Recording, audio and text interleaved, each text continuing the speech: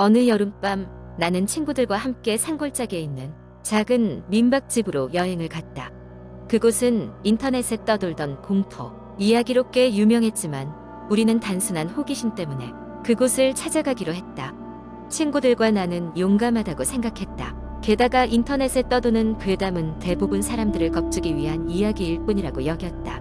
도착한 민박집은 낡고 허름했지만 매력이 있었다. 우리는 방을 배정받고 짐을 풀었다. 주인은 우리에게 전등이 자주 깜빡거리지만 고장난 것은 아니니 걱정 말고 특별한 일이 있으면 언제든지 불러달라고 했다. 우리는 별로 신경 쓰지 않았다. 그날 밤 우리는 거실에 모여 앉아 스낵을 나눠 먹으며 공포 영화를 보기로 했다. 영화를 보고 있던 중 갑자기 전등이 깜빡이더니 꺼졌다. 우리는 잠시 정전이 발생한 줄 알고 휴대폰 플래시를 켰다. 그때 밖에서 이상한 소리가 들렸다. 마치 무언가가 집 주변을 서성이는 듯한 발소리였다.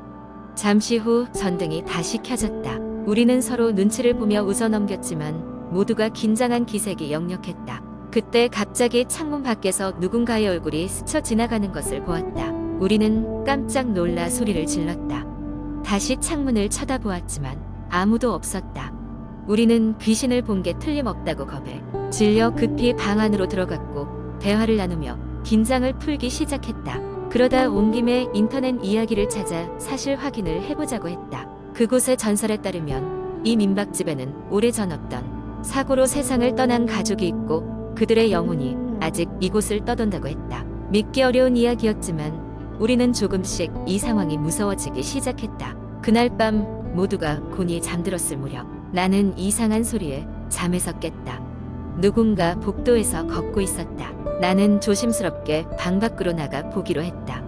조용히 문을 열고 복도를 보았을 때 희미한 형체가 복도 끝에서 사라지는 모습을 보았다. 마음이 덜컥 내려앉았고 나는 뒷걸음질쳐 방으로 돌아와 문을 걸어 잠갔다. 다음 날 아침 우리는 서둘러 그곳을 떠나기로 했다. 주인에게 그간 있었던 일을 말했지만 그는 웃으며 괴담일 뿐이라며 우리를 한심시키려 했다. 그러나 민박집을 떠나기 전 주변의 한 마을 주민 이우리에게 조심하라는 말을 전했다. 어떤 이유인지는 말하지 않았지만 그 말투가 무언가 숨기고 있는 듯한 느낌을 주었다. 우리는 그곳을 떠나면서 다시는 그 민박집에 가지 않기로 다짐했다. 그 일이 실제로 귀신이었던 건지 아니면 우리의 상상력이 만들어낸 것인지는 알 수 없지만 한 가지 확실한 것은 그 경험이 이후 우리의 기억 속에서 오래도록 남았다는 것이다. 매번 여름밤이 찾아올 때마다 그때의 사건이 떠오르며 한여름밤 등골을 서늘하게 만들곤 했다. 이 이후로 우리는 여행지를 선택할 때 더욱 신중해졌다. 인터넷에 떠도는 공포썰이 위력을 절감했기 때문이다. 과거의 일을 또다시 겪고 싶지 않았다. 친구들 사이에서는 가끔 그날 밤 이야기가 회자되지만 그 누구도 그 민박집에 다시 가고 싶어 하지 않았다. 두 번째 이야기 몇 년 전 여름 나는 서울 외곽에 위치한 작은 마을로 혼자 여행을 떠났다. 번잡한 도시 생활에 지친 나는 조용한 시골에서 휴식을 취하고 싶었다. 마을의 공기는 맑았고 사람들도 친절했으며 무엇보다 밤하늘의 별이 너무도 아름다웠다. 첫날 밤 나는 마을의 유일한 숙소인 작은 게스트하우스에 묵었다. 게스트하우스 주인은 60대 후반의 할머니였는데 그녀는 아주 친절하고 인자한 분 같았다. 체크인할 때 할머니는 내게 묘한 조언을 했다. 밤늦게 돌아다니지 마세요. 이 마을은 그런 곳이 아니란다. 나는 신경 쓰지 않고 웃으며 대답했다. 그날 밤 나는 마을의 길을 따라 조용히 산책하기로 했다. 밤바람은 시원했고 쏟아지는 별빛 아래서 걷는 기분은 너무나도 평화로웠다. 그러던 중 나는 마을 끝에 위치한 오래된 폐가를 발견했다. 그 집은 마치 시간이 멈춘 듯 낮고 허물어져 있었지만 뭔가 이상한 끌림이 느껴졌다. 다음 날 나는 게스트하우스 할머니에게 그 폐가에 대해 물어보았다. 그녀는 잠시 망설이다가 그 집이 수십 년 전부터 아무도 살지 않는 집이라고 말했다. 사람들이 그 집을 꺼려하지 안 좋은 소문이 많아서. 할머니의 말투에는 알 수 없는 불안감이 깃들어 있었다. 여행 셋째 날 밤 호기심을 참지 못한 나는 다시 폐가로 향했다. 집 앞에 도착했을 때 문이 살짝 열려 있는 것을 발견했다. 나는 호기심에 이끌려 문을 밀고 안으로 들어갔다. 집안은 먼지와 거미줄로 가득했고 오래된 가구들이 삐걱거리는 소리를 냈다. 이상하게도 마치 누군가 막 다녀간 흔적이 군데군데 보였다. 차가운 바람이 불어왔고 고지어 외부의 문이 스르르 닫혔다. 집 속에서 나는 이상한 느낌에 사로잡혔다. 기분이 나빠져서 돌아서려던 순간 뒤에서 사락거리는 소리가 들렸다. 급히 돌아보았지만 아무것도 보이지 않았다. 그러나 벽에 걸린 낡은 거울 속에서 무언가가 깜빡이는 것을 보았다. 거울 속에는 내가 아닌 다른 누군가가 서 있었다. 그녀는 창백한 얼굴에 긴 머리를 늘어뜨린 여인이었다. 오싹한 느낌이 쇄도했고 나는 급히 집을 빠져나왔다. 게스트하우스로 돌아온 나는 곧바로 할머니에게 모든 이야기를 털어놓았다. 내 얘기를 들은 할머니는 심각한 표정으로 고개를 끄덕였다. 그 집은 원래 마을에서 마녀로 불리던 여인이 살던 곳이야. 여러 소문이 있지만 아무도 그 여인이 어떻게 사라졌는지는 몰라. 너만 그런 게 아니야. 그 집에 다녀간 사람들은 모두 비슷한 경험을 해. 그 후로도 폐가에 얽힌 이야기를 찾아보려 했지만 마을 사람들은 모두 입을 닫았다. 내 여행이 끝나갈 무렵 나는 그 집에 다시 가보지 않기로 결심했다.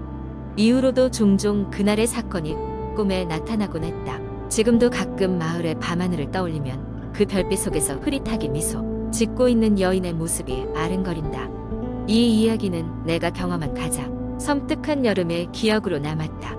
비록 시간이 흘렀지만 그날의 공포는 여전히 내 기억 속 무의식의 그림자로 남아있다. 세 번째 이야기의 여름이 막바지에 접어들 무렵 나는 친구들과 함께 오래된 한옥에서 일주일간 머무르는 계획을 세웠다. 그 한옥은 산속 깊은 곳, 마을에서도 한참 떨어진 외딴 곳에 위치해 있어 도심의 번잡함을 벗어나기에 완벽한 장소였다.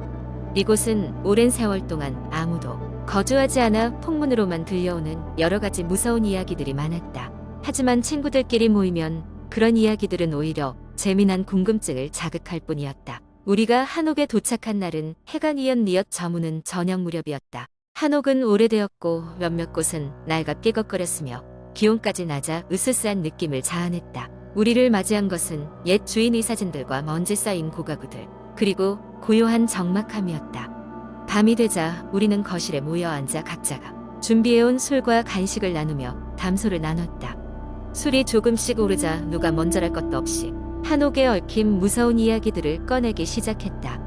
누군가는 이곳에서 어떤 노인이 가족과 함께 살았다는 이야기를 했고, 또 다른 친구는 그 가족이 무슨 이유에선지 흔적도 없이 사라졌다는 말을 덧붙였다. 이야기가 무르익어 갈 때쯤 갑자기 집 어디선가 두둑하고 무언가 떨어지는 소리가 들려왔다. 우리는 일순간 긴장하며 서로를 쳐다보았다. 누군가 고양이 아니냐며 웃으며 말했지만 이내 모두가 그 소리의 출처를 궁금해졌다. 하지만 곧 아무 일도 아닌 척 다시 이야기에 열중했다. 새벽이 되자 친구들은 하나둘 잠에 들었지만 나는 이상하게 잠이 오지 않았다. 머릿속에는 아까 들었던 소리와 그 소리가 나는 방향을 추측했던 여러 생각들로 가득했다. 결국 지친 몸을 이끌고 침실로 들어가 누웠다. 창밖에서는 산새들의 울음소리가 끊임없이 이어졌고 희미한 달빛이 방 안에 은은하게 스며들었다. 몇 시간을 뒤척이다가 겨우 잠이 들었을까? 갑자기 묘한 기분에 눈을 떴다.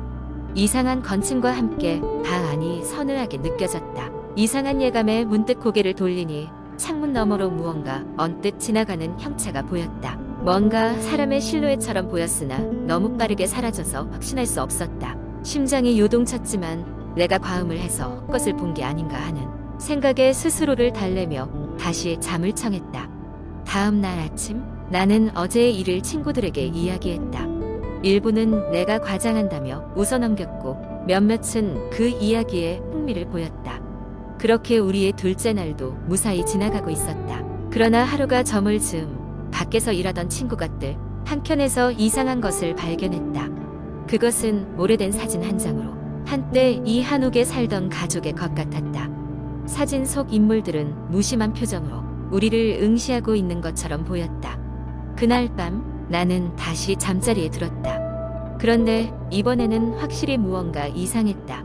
방 안 공기가 비정상적으로 무거워졌고 팔다리를 움직일 수가 없었다. 너무 무서워서 눈을 뜰 수 없었지만 뭔가 검은 형체가 천천히 다가오는 것이 느껴졌다. 그 순간 머릿속에 어제 봤던 그 실루엣이 떠올랐다. 얼마나 시간이 흘렀을까. 서늘한 공기는 점차 풀어지고 몸이 조금씩 움직이기 시작했다. 심장이 터질 듯 뛰었지만 용기를 내어 눈을 떴다. 방 안에는 전과 다름없었고 검은 형체도 사라진 상태였다. 두려움을 가라앉히려 마음을 다잡고 그 사건을 다시 혼자서 곱씹었다. 다신 그런 경험을 하고 싶지 않았기에 그날 이후로는 친구 곁에 꼭 붙어 자야 했다. 이틀 후 우리는 일주일의 일정을 거의 끝내고 집으로 돌아가기 위해 짐을 싸고 있었다. 마지막 날 아침 뜰을 정리하던 중 또다시 이상한 것을 발견했다. 그것은 다름 아닌 오래전에 그 집에 살던 가족의 유품이었고 그 유품에는 설명할 수 없는 무언가가 붙어 있었다. 그 순간 우리는 서둘러 이곳을 떠나는 것이 좋겠다고 생각했다. 무언가 모를 기운이 계속해서 우리를 쫓아오는 듯 했기 때문이다. 집에 돌아온 후 우리 모두는 그곳에서 있었던 일들을 기억에 묻어두기로 했다. 그리고 그 이후로 계속 그와 같은 한옥이나 외딴 곳에서 잠을 자는 것은 꺼리게 되었다. 아무래도 그 가족을 애도하고 그들의 평화를 기원해야만 한다는 생각이 머리에 남았다. 우리가 그 한옥에서 경험한 일이 정말로 무언가 초자연적인 존재 때문이었는지 아니면 단순히 우리가 불러온 두려움 때문이었는지는 아무도 알 수 없었다. 다만 일생일대의 아주 깊은 기억으로 남아 우리의 밤을 지배하였다.